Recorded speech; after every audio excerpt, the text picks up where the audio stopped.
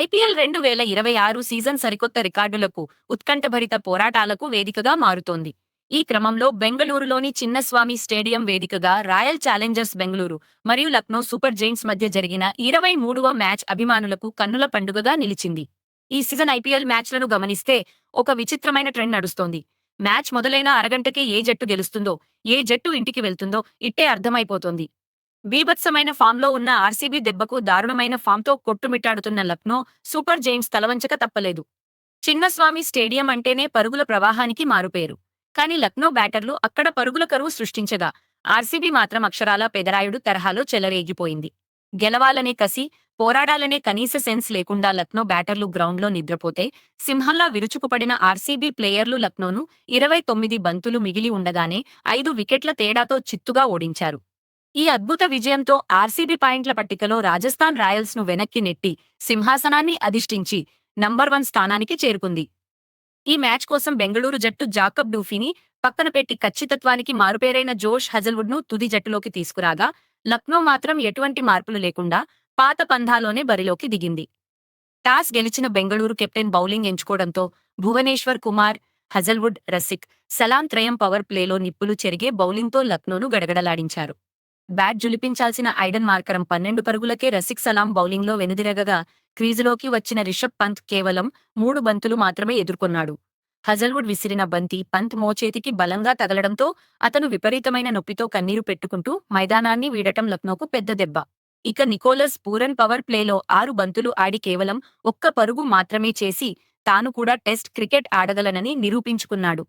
Power play ముగిసేసరికి Lucknow 1 wicket నష్టానికి కేవలం 35 పరుగులు మాత్రమే చేసి అత్యంత పేలవమైన ప్రదర్శన ఇచ్చింది. పవర్ ప్లే ముగిసిన వెంటనే పూరన్ కూడా హజల్వుడ్ బౌలింగ్లో క్లీన్ బౌల్డ్ అయ్యాడు. హజల్వుడ్ తన మొదటి స్పెల్లో 3 ఓవర్లు వేసి కేవలం 10 పరుగులు మాత్రమే ఇచ్చి లక్నో నడ్డి విరిచాడు. మధ్య ఓవర్లలో మిచెల్ మార్ష్ 32 బంతుల్లో 40 పరుగులతో కాస్త ప్రతిఘటించినప్పటికీ కృణాల్ పాండ్యా అతడిని క్లీన్ బౌల్డ్ చేశాడు. అబ్దుల్ సమద్ మరోసారి నిరాశపరుస్తూ డకౌట్ అయ్యాడు. ఈ వికెట్తో కృణాల్ పాండ్యా ఐపీఎల్లో 100 వికెట్ల మైలురాయిని చేరుకోవడమే కాకుండా 1500 పరుగులు, 100 వికెట్లు, 50 క్యాచ్లు అందుకున్న ఎలైట్ ఆల్రౌండర్ల క్లబ్లో జడేజా, అక్షర్ పటేల్ వంటి దిగ్గజాల సరసన చేరాడు. లోయర్ ఆర్డర్లో ఆయుష్ బదోని 38 పరుగులు మరియు ముకుల్ చౌదరి 39 పరుగులు చేసి ఇన్నింగ్స్ను చక్కదిద్దే ప్రయత్నం చేసిన రసిక్ సలాం అద్భుత బౌలింగ్తో వారిని కట్టడి చేశాడు. గాయపడి మళ్లీ తిరిగి వచ్చిన రిషబ్ పంత్ కేవలం 1 పరుగ్కే భువీకి దొరికిపోగా, డెత్ ఓవర్లలో ముకుల్ చౌదరి స్ట్రైక్ తీసుకోకుండా టైలెండర్లకు అవకాశం ఇవ్వడం లక్నో చేసిన పెద్ద తప్పు. భువనేశ్వర్ కుమార్ 19వ ఓవర్లో జార్జ్ లిండే, మొహమ్మద్ షమీలను వరుస బంతుల్లో అవుట్ చేయగా, చివరి ఓవర్లో ముకుల్ చౌదరిని రసిక్ సలాం క్లీన్ బౌల్డ్ చేశాడు. దీంతో లక్నో 20 ఓవర్లలో 146 పరుగులకే ఆలౌట్ అయింది. రసిక్ సలాం తన కెరీర్ బెస్ట్ ఫిగర్స్ నమోదు చేయగా, భువీ 3 వికెట్లతో చెలరేగాడు. 140 పరుగుల స్వల్ప లక్ష్యంతో బరిలోకి దిగిన బెంగళూరుకు ఆరంభంలోనే చిన్న షాక్ తగిలింది. ఓపెనర్ ఫిల్ సాల్ట్ కేవలం 7 పరుగులకే ప్రిన్స్ యాదవ్ బౌలింగ్లో అవుట్ కాగా, దేవదత్ పడిక్కల్ 10 పరుగుల కోసం చాలా సమయం తీసుకుని వెనుదిరిగాడు. అయితే కింగ్ విరాట్ కోహ్లీ మాత్రం తనదైన శైలిలో విరుచుకుపడ్డాడు. షమీ బౌలింగ్లో హ్యాట్రిక్ 4లు బాదడమే కాకుండా, ప్రిన్స్ యాదవ్ వేసిన 4వ ఓవర్లో ఏకంగా 4 బౌండరీలు బాది స్టేడియాన్ని హోరెత్తించాడు. కోహ్లీ తన తొలి 15 బంతుల్లోనే 35 పరుగులు రాబట్టాడంటే అతడి విధ్వంసం ఏ రేంజ్లో ఉందో అర్థం చేసుకోవచ్చు. పవర్ ప్లే ముగిసేసరికి బెంగళూరు 60 పరుగులతో పటిష్ట స్థితిలో నిలిచింది.